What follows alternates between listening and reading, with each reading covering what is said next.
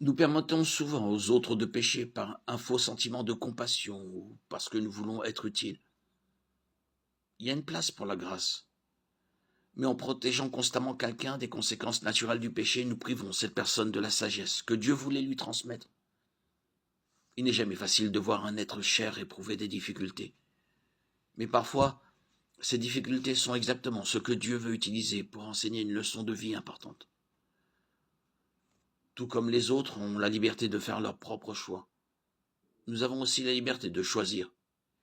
Et nous pouvons choisir de ne pas participer au péché des autres. Souvent, nous nous laissons entraîner dans le péché de quelqu'un d'autre parce que nous craignons de perdre une relation. Ce faisant, nous permettons à cette personne de prendre la place de Dieu dans notre cœur. Lorsque le désir de quelqu'un d'autre prend la place sur le désir de Dieu, nous glissons dans l'idolâtrie. Car tu ne te prosterneras pas devant un autre Dieu, car l'Éternel, dont le nom est jaloux, est un Dieu jaloux. Exode 34, 14. 23. Tu n'auras pas d'autre Dieu devant ma face. Nous pouvons éviter de permettre le péché de quelqu'un d'autre en prenant une décision finale sur la personne qui dirigera notre vie.